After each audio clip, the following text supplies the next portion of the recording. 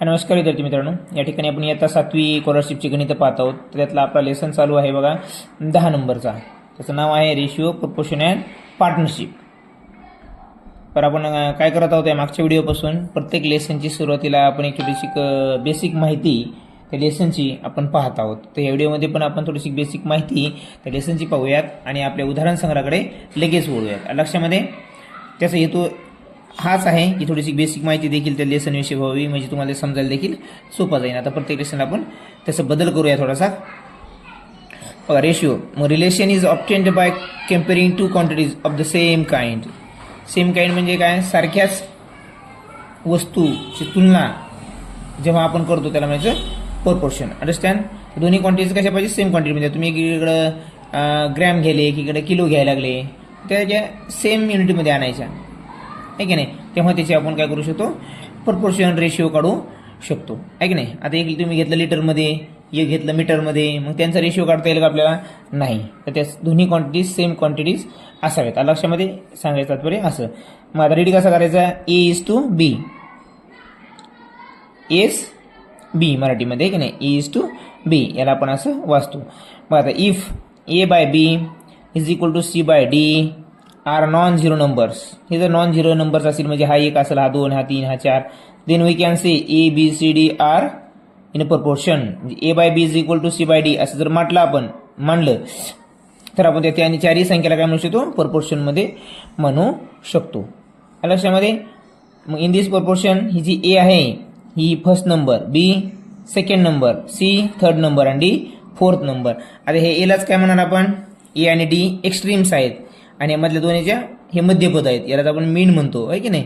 मराठीमध्ये हे पहिलं पद, हे शेवटचं पद आणि हे मधले दोन पदं, म्हणजे ह्या दोन पदांचा गुणाकार ह्या दोन पदा एवढाच असतो. ते पुढे पाहणारच आहोत आपण. बघा, A and D are extremes and B and C are means. म्हणजे काय? ए इंटू डी पहिलं पद आणि शेवटचं पद, हे काय? पहिलं पद शेवटचं पद बरोबर मधल्या दोन्ही पदांचा गुणाकार. हा दोन्हींचा गुणाकार नेहमी सारखाच येतो आणि तो जर सारखा आला तरच त्याला म्हणायचं हे संख्या कशामध्ये आहेत? प्रोपोर्शनमध्ये आहेत, प्रमाणामध्ये आहेत. लक्षामध्ये त्या जर समजा या दोन्हींचा गुणाकार याचा 25 आला आणि 30 आला तर मग या संख्या प्रमाणात आहेत का? नाही. याचा अर्थ असा होतो. लक्षामध्ये.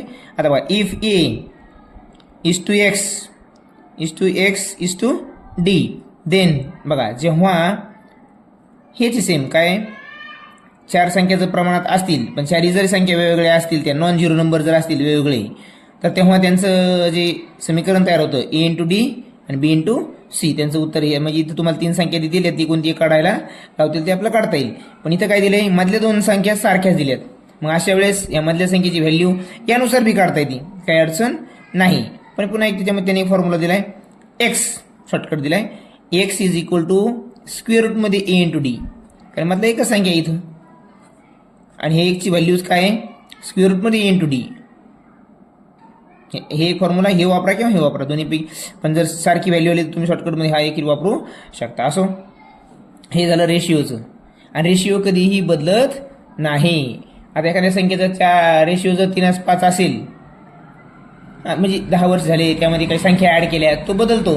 पण तो रेशिओ जो असतो प्रमाण 3:5 आहे, समजा एखाद्या संख्येचं रेशिओ जे आहे 3:5 आहे, त्यामध्ये काही बदल होत नसेल आणि जर दुसरा जर रेशिओ काढायचं म्हटलं तर त्या रेशिओमध्ये शक्यतो बदल होत नाही. रेशिओ हा कॉन्स्टंट राहतो. लक्षामध्ये. आता बघा इथं काय दिलंय? आता प्रॉफिट म्हणजे आपलं जे पार्टनरशिप बघायचं लेसन, त्या पार्टनरशिपमध्ये काय सांगितलं? Profit ratio.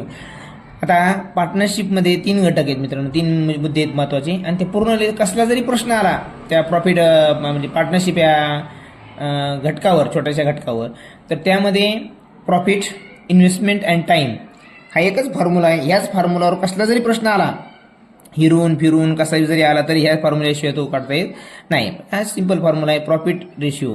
म्हणजे एखाद्या माणसाला जर प्रॉफिट किती झालं हे जर काढायचं असेल, त्यांचं प्रॉफिट किती आहे बाबा, तर त्यांची इन्व्हेस्टमेंट आणि टाइम त्यांचं मल्टिप्लिकेशन म्हणजे त्यांचं प्रॉफिट रेशिओ, या दोन्हींचे रेशिओ जे येतील तोच त्यांच्या प्रॉफिटचा रेशिओ राहील. अलग प्रॉफिट रेशिओ म्हणजे काय? मग profit is equal to investment into time. आता एक उदाहरण घेऊया छोटंसं. बघा, 5,000 रुपये 12 महिन्यासाठी एक या महेश नावाचे किंवा हे माणसानं गुंतवले एक व्यवसाय, हॉटेल सुरू करण्यासाठी. आणि त्याच्यात दुसऱ्या मित्रानं काय केले? 8,000 रुपये देऊन 10 महिन्यासाठी आहे की नाही, काय केलं, गुंतवणूक केली त्या सेम हॉटेल सुरू करण्यासाठी. तर मला सांग, मग प्रॉफिट जे आहे ते दोघांचं प्रॉफिटचं रेशिओ काय येईल. आता प्रॉफिट किती आहे हे कळणार नाही आपल्याला, कारण की आपल्याला व्हॅल्यू माहीत नाही प्रॉफिट किती. ते गणितामध्ये आपल्याला समजेलच, तर फक्त उदाहरण घेतोय आपण. मग यांनी काय केले, 5,000 12 महिन्यासाठी आणि 8,000 10 महिन्यासाठी. मग यांचं रेशिओ किती आला, 3:4. आपले 60:80. मग त्याला आपण काटाकाटी करून तो किती आला, 3:4. म्हणजे 3:4 आहे हेच याचं प्रॉफिट राहणार आहे.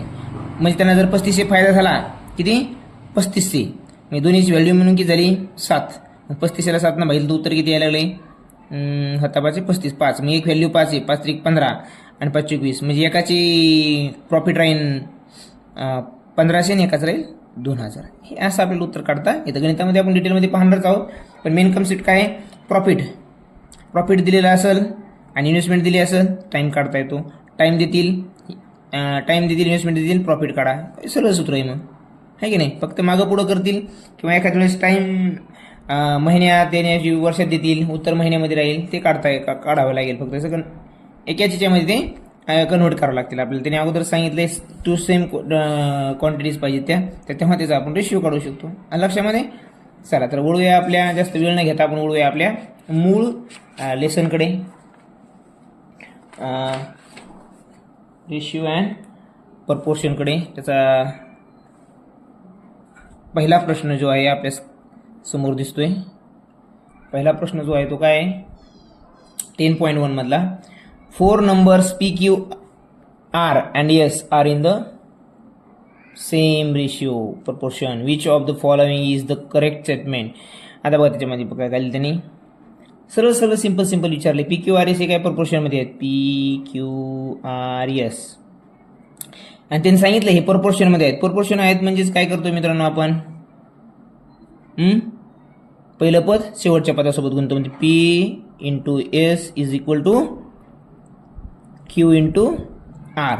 हे जर याच्यामध्ये असतील, कशामध्ये प्रपोर्शन असतील, तर आपल्याला असं लिहावं लागतं. म्हणजे पहिला पद आणि शेवटचं पद आणि माझ्या 2 पदांचा गुणाकार सारखा असतो. हे तर माहिती आपण आताच बघितलंय. मग हे अशी मांडणी तुम्हाला इथे कुठे दिसते का, प्रत्यक्ष दिसत नसेल तर अप्रत्यक्ष असेल बघा. पी आणि क्यू, मग पी आणि पी क्यू ची सोबत आहे का, नाही. हे आन्सर तर आपलं असू शकत नाही, आर एस नाही, हे की नाही हेच. म्हणजे याची जरी याची हे असं उत्तर येऊ शकत नाही. आता इथं काय दिले, पी आर, म्हणजे पी म्हणजे काय, पहिलं आणि तिसरं पद, आणि किती आहे पी क्यू, हां दुसरं आणि चौथं पद, यांचा गुणाकार सारखा असतो का, तर नाही. म्हणजे हे पण नाही उत्तर. आता या ठिकाणी बघा मित्रांनो, आता यांनी काय केलंय, रेशिओमध्ये दिले, तरी काय हरकत नाही. अशा वेळेस आपण काय करतो, तिरपा गुणाकार करतो. पीचा आर येईन, मग पी सोबत आर आहे का इथं, नाही. पी सोबत आपल्याला एस पाहिजे, मग हे पण उत्तर आपलं येणार नाही. किंवा एस क्यू, एस सोबत काय येणार आहे, तिरपा गुणाकार जर केला आपण याचा, तर एस सोबत क्यू येणार आहे. मग एस सोबत क्यू पाहिजे का आपल्याला, एस सोबत तीच पाहिजे. ह्या ठिकाणी बघा याचं रूपांतर, त्रिपद जर गुणाकार केला तर काय येईल बघा, इथं काय येईल, एक P by R is equal to Q by S. एकमेव असं हे ऑप्शन आहे. या त्रिपद जर गुणाकार केला तर आपल्याला काय मिळणार आहे, P into S is equal to Q into R. याला हेच म्हणजेच काय, पहिलं पद गुणिले शेवटचं पद आणि हे मधले 2 पदांचा गुणाकार नेहमी सारखा असतो. याला आपण म्हणतो एक्स्ट्रीम म्हणलं, याला काय म्हणले, एक्स्ट्रीम, आणि याला म्हणले मीन. मीनचा गुणाकार आणि एक्स्ट्रीमचा गुणाकार मराठीमध्येच काय, शेवटच्या 2 पदांचा गुणाकार आणि मधल्या 2 पदांचा गुणाकार सारखा असतो. ऑप्शन क्रमांक 1 ह्या ठिकाणी बरोबर उत्तर आहे. लक्षामध्ये.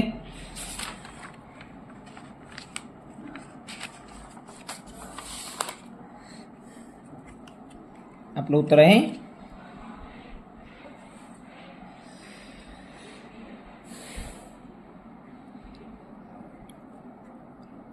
आता दुसरा प्रश्न आहे, इफ 5 √75 पुन्हा √48 आणि x R in the proportion, find the value of x. आता प्रपोर्शनमध्ये आहे म्हणले कीच काय मित्रांनो, पहिलं पद आणि शेवटच्या पदांचा गुणाकार. इंग्लिशमध्ये लिहितो, मराठीमध्ये लिहितो बघा. आपण अगोदरच बघितलेले एक्स्ट्रीम्स इज इक्वल टू मीन, म्हणजे पहिलं पद गुणिले दुसरे पद, नाही पहिले पद नाही, पहिले पद गुणिले शेवटचे पद मित्रांनो, सॉरी या ठिकाणी शेवटचे पद. बरं पुन्हा काय इथं, मधल्या 2 पदांचा गुणाकार, मधल्या पदांचा गुणाकार म्हणजेच काय, मीन्सचा गुणाकार. मीन्स मधलेच दुसरं आणि तिसरं पद, बरोबर, म्हणजे ते मधले पद आहेत. मी इथं काय येईल, पहिलं पद काय आहे 5, दुसरं पद काय मित्रांनो x आहे, म्हणजे शेवटचं पद, सॉरी दुसरं नाही शेवटचं पद. आणि मधले पद कोणते आहेत √75 इंटू √48. या ठिकाणी हे 2 पदं आहेत. आता या ठिकाणी काय होईल मित्रांनो बघा, 5x ला 5x राहील. आता यांना आपल्याला याच्या बाहेर आणता येईल का, याच्या बाहेर आणता येईल बहुतेक. बघा कसं आणता येईल, या ठिकाणी काय होईल 25 75. हां, याला असं करूया आपण 25 गुणिले 3, 25 75 गुणिले. आता इथं काय करता येईल आपल्याला 12 चौक 48 करूया, 12 चौक 48 मित्रांनो, बरोबर. आता 25ला जर बाहेर गेलं तर काय होईल मित्रांनो, इथं 5 होईल की नाही 5. याचा स्क्वेअर रूट काय येतं 5 येतं, म्हणून अंडर रूटमध्ये काय राहील फक्त 3 गुणिले. आता इथं याचा स्क्वेअर रूट किती बोलता बाहेर येईल, फक्त 2च येईल. 4चा वर्गमूळ 2 येतं, ते बाहेर घेतलं आपण, बरोबर. उरलं काय मग याच्यामध्ये 12. आता काय होईल बघा, इथे 5x आहे, 5xला 5x लिहून टाकू आपण.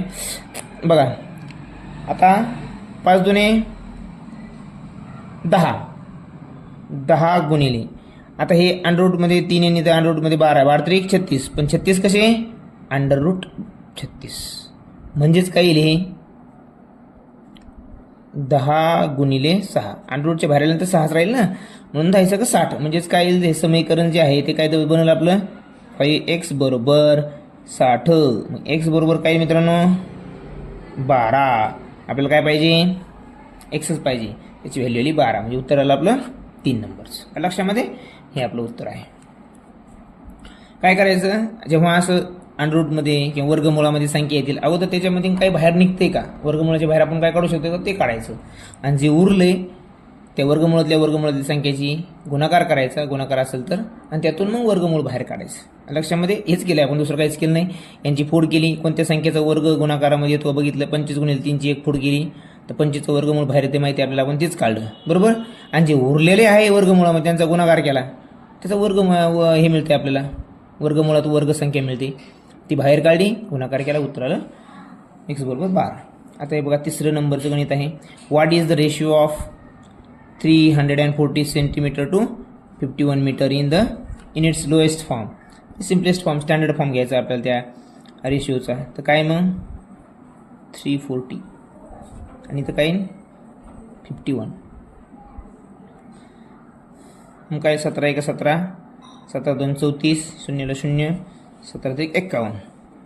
उत्तर काय मित्रांनो, वर 20 आहे म्हणजे अगोदर 20 लिहावं लागेल, is2, खाली 3 आहे नंतर 3, छेदामध्ये जे असतं ते नंतर लिहायचं. मग 20:3 कसं कुठे आहे आन्सर, 1 नंबरचा पर्यायामध्ये आहे मित्रांनो, ते आपलं उत्तर.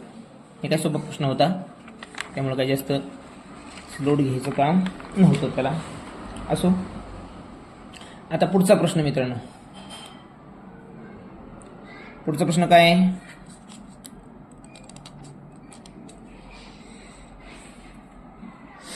वाचूया एकदा. The ratio of the present ages of the two brothers is 4:5. After 10 years the ratio of their ages would be 6:7. Find the age of the elder brother after 15 years. तर जे मोठा भाऊ आहे त्याच्या 15 वर्षानंतरचं वय काढायचं मित्रांनो आपल्याला. या ठिकाणी प्रश्न पुन्हा एकदा समजून घेऊया. रेशिओ दिलाय आजचा, इथं लिहा. मग आता काय करायचं आहे, प्रेझेंट, बिफोरचं नाही दिलं त्यामुळे बिफोरची काही विचार करायची गरज नाही. प्रेझेंट रेशिओ, नंतर किती वर्षाचा रेशिओ दिला त्याने, आफ्टर 10 yearsचा रेशिओ, आफ्टर 10 years रेशिओ. हां बरं, पुढं काय दिलंय का पुन्हा 15 year, आणि वय विचारलंय 15 year, पण 15 year आफ्टर 15 years, बरोबर. त्याला एक्स वाय वगैरे गरीब धरत उत्तर काढत बसायचं नाही मित्रांनो. एक सोपी ट्रिक आहे याच्यामध्ये, ती आपण बाजूला इथं बाजूला बघूया जराशी, म्हणजे आपल्याला समजायला सोपं जाईल. बघा इथं काय, पहिला रेशिओ काय आहे तो लिहून टाकायचा 4:5. आणि हा जो नंतरचा रेशिओ तयार झाला तो किती वर्षासाठी तयार झाला आहे, 10 वर्षासाठी तयार झाला, 10 वर्षानंतर तयार झाला आहे. तो किती आहे, 10 वर्षानंतर तयार झाला रेशिओ 6:7. आता अगोदर काय बघायचं, हे दोन्हीच्या मधला फरक जो आहे तो सारखा आहे का बघा. सारखा असेल तर तुम्हाला तो बदलायची गरज नाही, आणि तो जर सारखा होत नसेल तर सारखा होण्यासाठी त्याला आपल्याला गुणावं लागतं. ते कसं गुणावं लागतं मी मागच्या उदाहरणामध्ये लेसनमध्ये असताना समजून सांगितलेलं आहे, मागं तुम्ही व्हिडिओ पाहू शकता. पण जर असेल सारखा ते दोन्हीमधला फरक तर काहीच करायची गरज नाही मित्रांनो. इथं किती फरक आहे, 2चा, इथं 2चा सारखा फरक आहे. पण हा फरक केव्हा पडला, 2चा फरक 10 वर्षामुळे पडला. म्हणून 2 बरोबर काय मग मित्रांनो, 2 बरोबर 10. तर 1 बरोबर काय मग 5. म्हणजे आपल्याला 1ची व्हॅल्यू मिळाली. एक युनिट म्हणजेच 5 वर्ष. त्या रेशिओमधला 1 म्हणजेच काय आपले ॲक्च्युअली 5 वर्ष आहे ते. लक्षामध्ये. आता काय म्हणले बघू. आता आपण एक आपलं हे तर काढलं आपण. आता प्रेझेंट रेशिओ लिहून टाकू इथे 4:5. आफ्टर 10 इयर्सचा रेशिओ 6:7. इतकी कुठं नाही करायची गरज नाही तुम्हाला, इतकी गणितामध्ये उत्तर येऊन जाते. पण एक सांगायला मी तुम्हाला, 1ची व्हॅल्यू आपल्याला 5 कळाली. मग जो पहिला कोणी इथं 2 ब्रदर्स, 6 म्हणजे ज्याचं रेशिओ लहान आहे तो लहानच असणार आहे, ज्याचा रेशिओ मोठा तो मोठा असणार आहे. एकाची व्हॅल्यू कळाली, मग याची व्हॅल्यू काढून घ्या. हा जो लहान भाऊ आहे त्याचं वय आहे 10 वर्षानंतरचं 30. त्याचं किती येईल 35. बरोबर. 30 35. पण आपल्याला काय सांगितलं त्यांनी, 15 वर्षानंतर मोठ्या भावाचं वय काढायचं. तर मोठ्याचं वय किती आलं 10 वर्षानंतरचं 35 आलं. बरोबर. आणि 10 वर्षानंतरचे 5 वर्ष, म्हणजे दोघांच्या मध्ये कितीचा गॅप होता ह्या वर्षामध्ये 5चा. म्हणजे 35मध्ये 5 ॲड केला सगळ्यात सोपं, जर 40 वर्ष. बरं, त्यांनी जर विचारलं असतं लहान भावाचं वय काढा 5 वर्ष 15व्या वर्षीचं, हे की नाही. म्हणजे प्रेझेंट म्हणजे 15 वर्ष कधीचे आहे, 10 वर्षानंतरचे 15 वर्ष नाही, प्रेझेंटपासूनचे 15 वर्षाचं काढले म्हणून 5 ॲड केले. काही काही मुलांना प्रश्न पडला असेल सर इथं 15 वर्ष ॲड करायचं सांगितलं तुम्ही, फक्त 5च केले. आणि पहिले 10 ॲड केले आहेत ना आपण, नंतर 5 ॲड करायचे, नंतर 5 करायचे, 15 करायचे म्हणल्यावर. बरोबर. मग काय होईल आता, हे झालं मोठ्या भावाचं वय. त्याने जर 15 वर्षानंतर लहान भावाचं विचारलं असतं 30 आणि कधी 5 35 झालं असतं. लक्षामध्ये. जेव्हा केव्हा हे अशी तुलना येते बघायची, विचारायचं अगोदर, त्या बघायचं अगोदर प्रेझेंट एज काढायचं सांगितले का, कधीचं काढायचं सांगितले, हे असं सगळं देऊन ते इथं विचारतात what is the present age of that brother. मग इथं तुम्हाला काय करायला असतं, 5 ह्या एला मल्टिप्लिकेशन करायला असतं. 4 पंचे 20 आणि 5 5 25. म्हणजे तुम्ही ही व्हॅल्यू याच्यामध्ये टाकून देखील उत्तर काढू शकता आणि याच्यावरून डायरेक्ट याच्यामध्ये ॲड करून इकडे बी काढू शकता. असं नाही की हेच येईल तुमचं. फक्त जेव्हा ही संख्या हे समान नसते यांच्यामधला हा फरक, तेव्हा मात्र नवीन समीकरणानुसारच उत्तर काढायचं. इथे बी नवीननुसारच काढा, मागच्यामध्ये गोंधळ पडवू नका. हे फक्त कसं बेसिक असतं हे समजून सांगण्यासाठी मी सांगितलं. लक्षामध्ये. आपण हे गणित बघितलं, असेच गणित पुढे बघणार आहोत आपण. लक्ष देऊन बघा.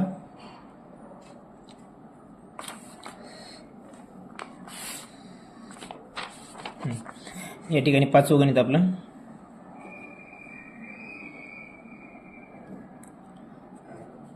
काय आपलं 5वं गणित, ages of Sonal and Komal are in the ratio of. बघा सोनल आणि कोमल कुठे, सोनल आणि हे आहे कोमल. यांचं जे रेशिओ आहे तो 6:5 आहे. बरोबर. If 6 years before age of Sonal was 30. बघा आता या ठिकाणी एक ट्विस्ट आहे मित्रांनो. 30 वर्ष आपलं किती 6 वर्ष अगोदर, बिफोर इथे लिहाय वाटलं छोट्या अक्षरामध्ये, बिफोर 6 years अगो, 6 years ॲगो सोनल का कोमल आहे ती, सोनल वाज 30 years. ही इतकी मांडणी फक्त समजून सांगण्यासाठी, तुम्हाला पेपरमध्ये मांडणी करायची गरज नाही. 6 वर्ष अगोदर ती 30ची होती. तर टुडेला किती असेल मित्रांनो, म्हणजे आज किती असेल ती, म्हणजे तुमचं वय समजा आज 15 वर्ष आहे, आपलं 5 वर्ष अगोदर 15 होतं, आज किती असणार आहे मग तुमचं, त्या 15मध्ये 5 मिळवा 20 वर्ष. तसं तिचं जर 6 वर्ष अगोदर 30 असेल तर 6 वर्षानंतर किती असणार आहे, म्हणजे आज किती असणार आहे 36 इयर्स. बरोबर.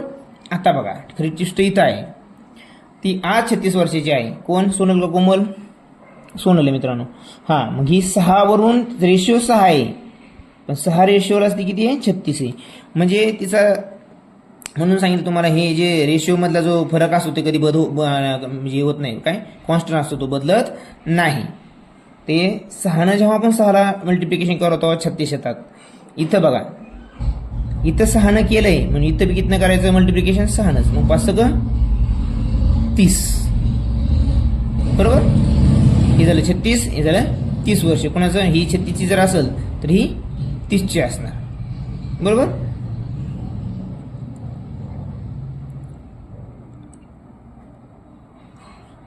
Find the age of Komal 5 years hence. कोमलचं पुन्हा 5 वर्षानंतरचं वय काढायचं आहे आपल्याला.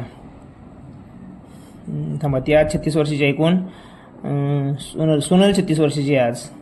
बरोबर. सोनल माझं 30 इयर्स आणि आज ती 36 वर्षाची आहे. Find the age of Komal 5 years hence. 5 वर्षानंतरचं वय काढायचं कोणाचं आपल्याला? कोमल का सोनल पुढे गेलं ते कोमलचं काढायचं, सॉरी कोमलचं. मग कोमलचं 30 आणि 5 किती येईल? 35 वर्ष वय येईल. किती? 35 वर्ष वय. म्हणजे उत्तर किती आहे तिचं? हे 1 नंबरचा. 1 मिनिट चेक करू दे आपल्याला. 5चं उत्तर एकच आहे का तर, कारण की मांडण्यामध्ये एखाद्या वेळेस आपल्याकडून चूक होऊ शकते. 5चं उत्तर बघायचं आहे आपल्याला. मला परत एकदा समजून सांगतो मी.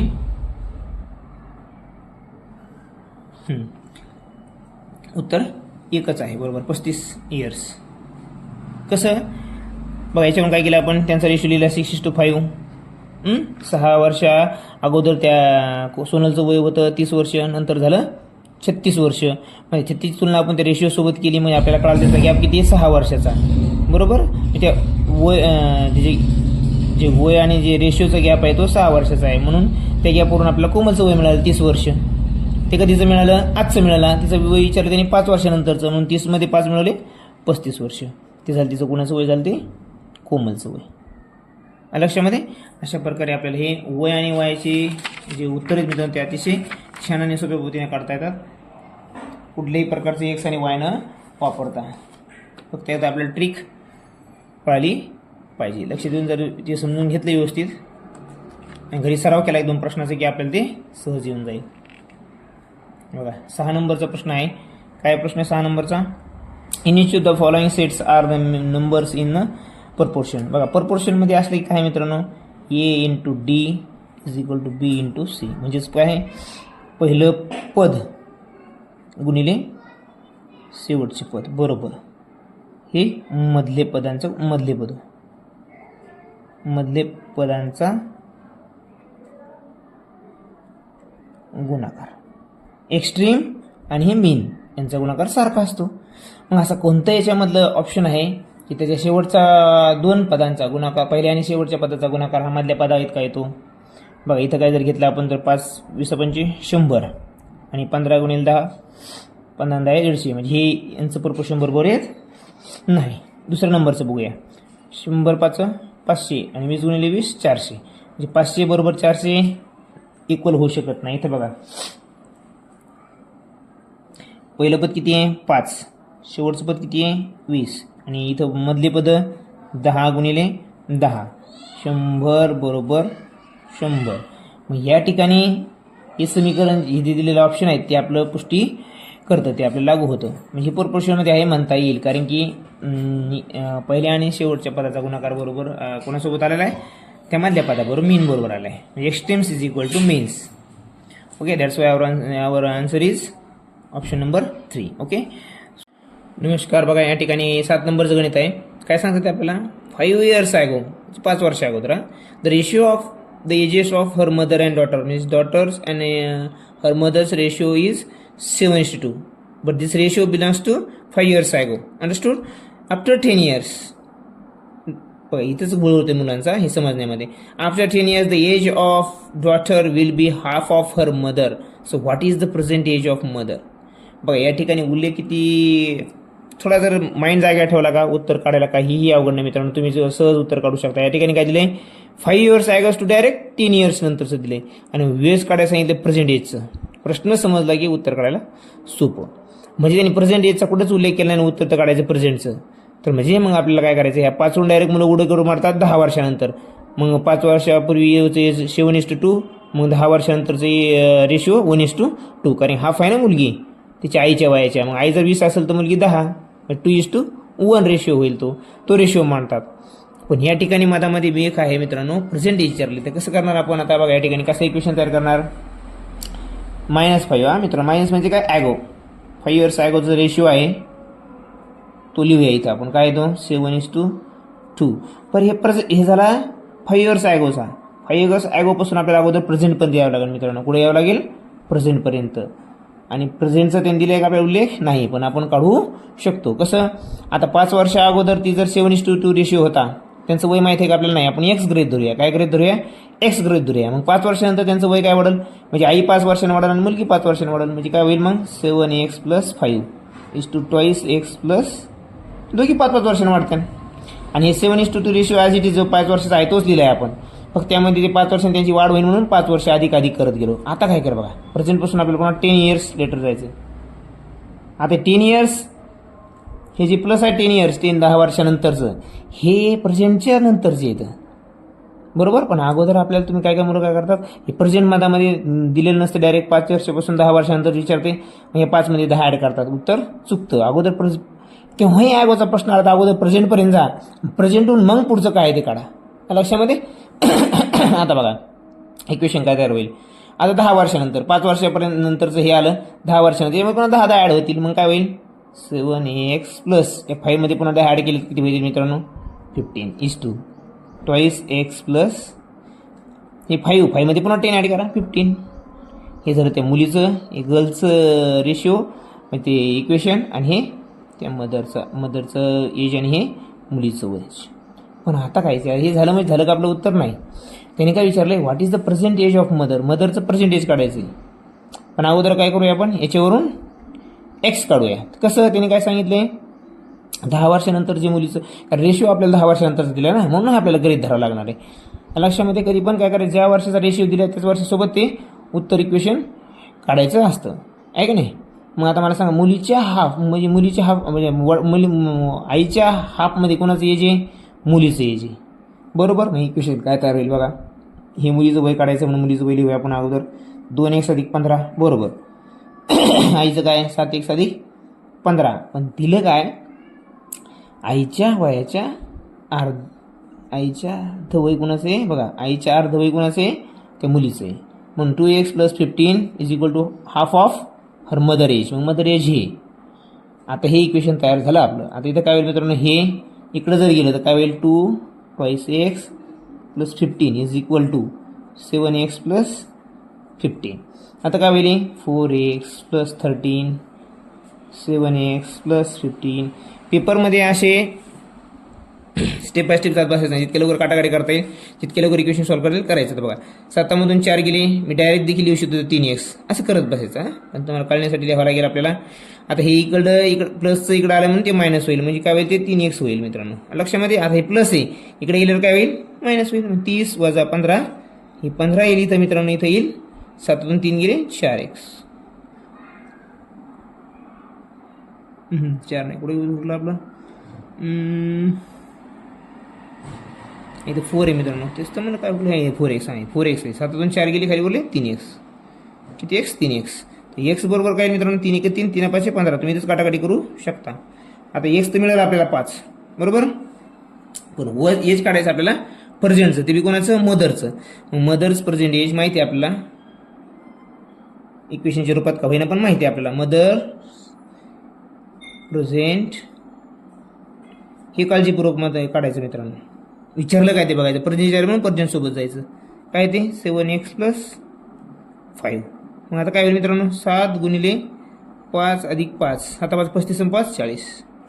40 हे त्या आईचं वय झालं. आता मुलीचं वय तुम्ही काढू शकता सहज, प्रेझेंटचं विचारलं असेल तर.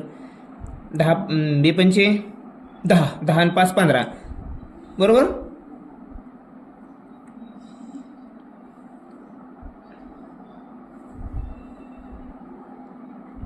मदर्स प्रेझेंट एज या ठिकाणी मदर प्रेझेंट एज काय आलं मग 7 5 35 आणि 5 40 वर्ष. कोणाचं वय आईचं वय, आणि तिचं वय येईल 20 वर्ष. मग प्रेझेंटचा जर विचार केला तर आहे की नाही.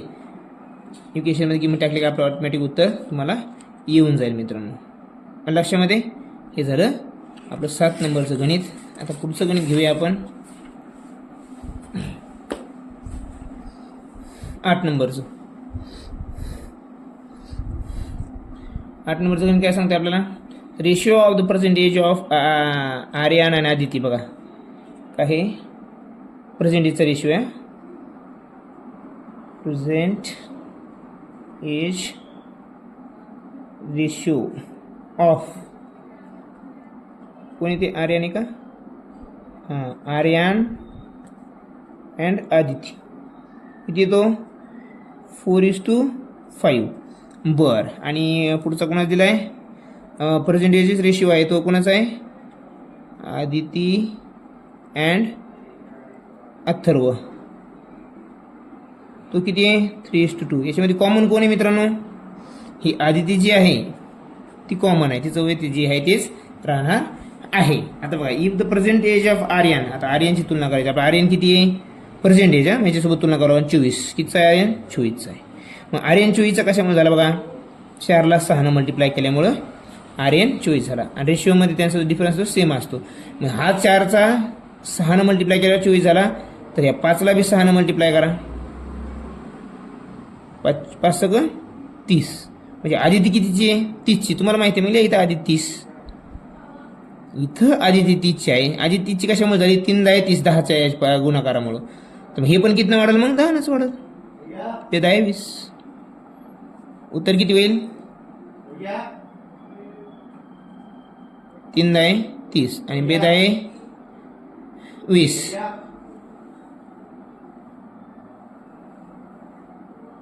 आवाज येणार तिकडं? 2 10 20.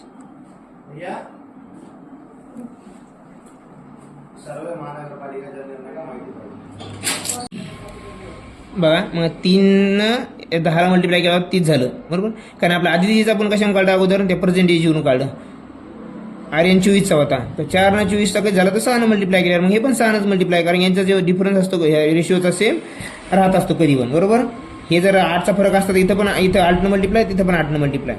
त्यामुळे आपण आदितीचा काढला, आदिती कॉमन आहे म्हणून आदिती 30 माहीत झाला. आदितीचं वय बदलणार आहे का?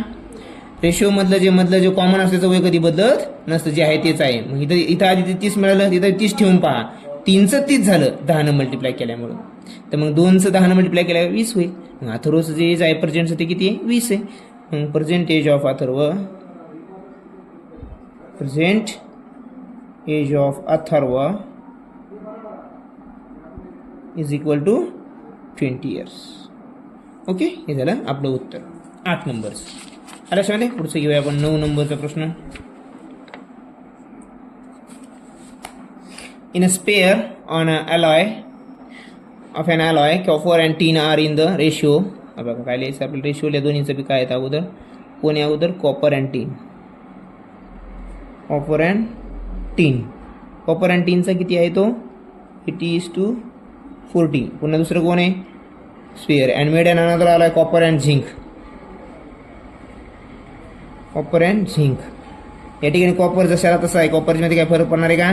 नाही आहे. त्याचा रेशिओ किती आहे 80:42 आहे. तिकडे किती आहे 42 आहे, सॉरी 42. किती 42. बदल कोणामध्ये झाला ह्या टीन आणि झिंकमध्ये बरोबर. कॉपर आहे तोच राहणार आहे, मागच्या गणिताचं बघितलंय बरोबर. जो कॉमन त्याचं आहे तेच राहत असतं, ठीक आहे नाही. फक्त रेशिओ बदलतो, दुसऱ्यासोबत ॲड केल्यामुळे त्याचा रेशिओ बदलतो. In the sphere made by melting आणि 2 स्पिअर्स, 2 स्पिअर एकत्र केल्यानंतर यांचा रेशिओ काय होईल बघा. बदल यांचे झाला फक्त काय झाला तो 14 1 14 आणि 14 42. म्हणजे हा 3:3 झिंक यांचा जो रेशिओ आहे नवीन याच्यामध्ये तो काय होईल 1:3. काय होणार तो 1:3 रेशिओ याच्यामधून होणार आहे. काय नाही, फक्त जे नवीन जे 2 आलेत नवीन घटक त्यांचं डिव्हिजन करायचं, जे उत्तर येईल ते नवीन रेशिओ तयार होईल. कारण बदल फक्त या दोन्हीमध्ये झाला आहे म्हणून. लक्षामध्ये 10 नंबरचं गणित बघूया आपण. सेम प्रकारचे गणित घेऊन यायचा प्रयत्न करूया पुढच्या व्हिडिओमध्ये आपण. सारखेच तुम्हाला सराव करायला पुन्हा सोपं जाईल. 4 members are in a proportion, their extreme terms are 2 and 54. One of middle terms is thrice the other one, find the middle terms. बघा या ठिकाणी काय दिले, तो आपल्याला एक्स्ट्रीम दिले. एक्स्ट्रीम म्हणजे काय, पहिलं पद आणि शेवटचं पद दिले. ते काय दिले मग मित्रांनो 2 × 54 माहिती आहे आपल्याला. आणि मग पहिलं पद सूत्रच काय आहे इथं या ठिकाणी बघा, इथे लिहितो वाटलंच तर मी. Extreme multiplication product of extremes is equal to product of means. म्हणजे पहिलं पद गुणिले शेवटचे पद बरोबर मधल्या संख्यांचा गुणाकार.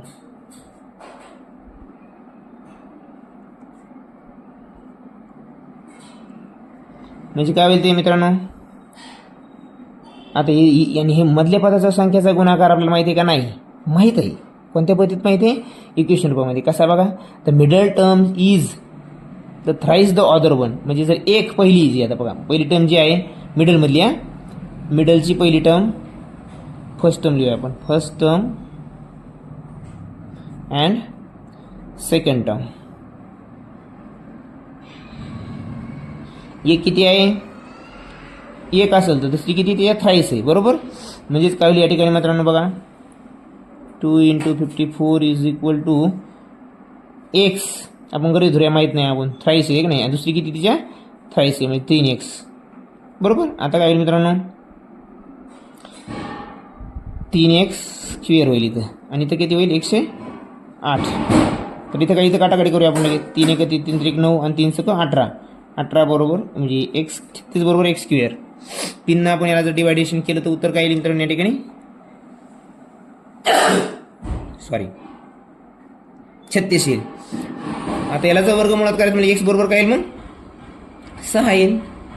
आपल्याला x बरोबर 6 आलं तर त्याने काय सांगितलं आपल्याला, find the middle terms. Middle term ओळखायच्या. मग पहिली किती मिडल टर्म्स, एक x आहे किती, आणि दुसरी किती आहे 36, आणि x तर माहिती आहे आपल्याला 6 आहे म्हणून. इथं 6 न मल्टिप्लाय करा 6, आणि इथं 6 न मल्टिप्लाय केल्यावर किती येईल 18, म्हणजे काय येईल 6 आणि 18, 3 नंबरचं उत्तर या ठिकाणी बरोबर आहे. त्यांनी मिडल टर्म्स विचारल्यात, एक्सची व्हॅल्यू विचारली का नाही, एक्सची व्हॅल्यू विचारली तर हेच उत्तर आहे. मिडल टर्म विचारले, मिडल टर्म आपल्याला माहिती आहे, एक 1x आहे, ते एक 3x आहे. म्हणजे 1 न 6 ला गुणलं 6, 3 न 6 ला गुणलं 18 उत्तर आलं. अशा पद्धतीने आपल्याला हे प्रोपोर्शनचे गणित करायचे असतात. आणि हे ध्यानात ठेवायचं मित्रांनो, पूर्ण प्रोपोर्शनचा लेसनच ह्या फॉर्म्युल्यावर अवलंबून आहे. पहिलं पद गुणिले शेवटचं पद बरोबर मधल्या पदांचा गुणाकार, किंवा extremes, product of extremes is equal to product of means. Means means middle terms. Okay, 11 नंबरचं गणित बघूया आपण. 10.1 मधलंच बघा, what is the ratio of 50 grams to 3 kg. बघा, आपल्याला दोन क्वांटिटी समान करावं लागतील तरच आपण रेशिओ काढू शकतो, प्रोपोर्शनमध्ये त्या वस्तू दाखवू शकतो. तर या ठिकाणी दोन्ही युनिट वेगळे आहेत, ते सेम करावं लागतील आपल्याला. हे 50 ग्रॅमला 15 ग्रॅम करूया ठेवूया, आता ह्या किलोग्रामला ग्रॅम करूया. मग याचं काय होईल 3000 मित्रांनो. 15 × 15, 15 × 2 30, 200 उरले इथे करायला. मग अगोदरची टर्म कोणती आहे मित्रांनो मला सांगा. या ठिकाणी रेशिओ घेताना कधी अगोदरची जी टर्म असते ती अगोदर घ्यायची, खालची टर्म नंतर घ्यायची. म्हणजे रेशिओ जो येईल तो 1:200. बघा इथं तुम्हाला चुकण्यासाठी किती कन्फ्युजन दिले, 200:1 दिले की नाही.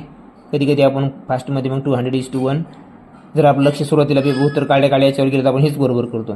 पण उत्तर काय आहे 1:200, कारण पहिली संख्या वरची जी संख्या अगोदर लिहायची, खालची नंतर लिहायची. ओके, हे झालं आपलं 11व्याचं उत्तर. आता शेवटचा जो प्रश्न आहे आपल्या ह्याच उदाहरण संग्रहातला, तो म्हणजे कोणता आहे 12वा प्रश्न काय आहे, what is the ratio of 2.7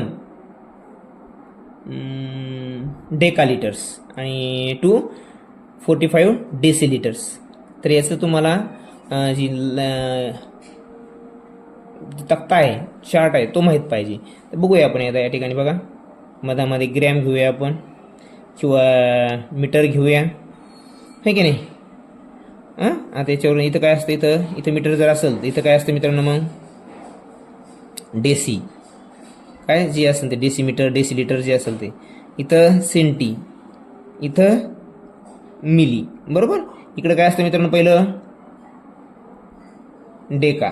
काय असतं डेका. डेकाच्या नंतर काय असतं मित्रांनो हेक्टा, आणि हेक्टाच्या नंतर काय असतं मग किलोग्रॅम, ग्रॅम जे काय असेल ते आपलं लिटर, लिटर आहे की नाही.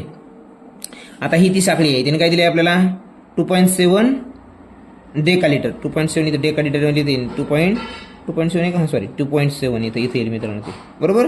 आता इथं काय का नाही देसी दिले आपल्याला 45 डेसी, बरोबर. यांचा आता आपला रेशिओ काढायचा आहे लक्षामध्ये. आता मग ह्या डेकाला डेसी करा किंवा डेसीला डेका करा, कोणतंही करता येतं आपल्याला. आपण काय करूया, लहान युनिटमध्ये ह्या डेकालाच काय करूया डेसी करूया. मग किती याचा फरक पडतो, 1 आणि 2 अंक पुढे येतो. म्हणजे दशांश चिन्ह किती पुढे जाईल, 2 न पुढे जाईल. 1 आणि याच्या पुढे म्हणजे काय होईल ते, हे बघा 100 न मल्टिप्लाय करावं लागेल याला. डेकाला काय करूया आपल्याला डेसी करायचं. मग 2.7 डेका इज इक्वल टू 2.7 × 100 न करावं लागेल आपल्याला. 2 घराचा फरक आहे म्हणजे 100 न, तर किती होईल ते 270 डेसी, बरोबर. आता हे झालं डेसी डेसीचं सारखं. मग आता लिहा 270 × 245. आता मल्टिप्लिकेशन करावं लागेल आपल्याला. बरोबर. 9 × 5 = 45 आणि 9 त्रिक 27 आणि 0 30:5. परत पण याचा आपण करू शकतो, म्हणजे काय येईल 6:1. अशा प्रकारे हा रेशिओ याचा येतो. कशाचा? त्या युनिटचा दिलेला आहे आपल्याला. उद्या हे माहीत पाहिजे आपल्याला.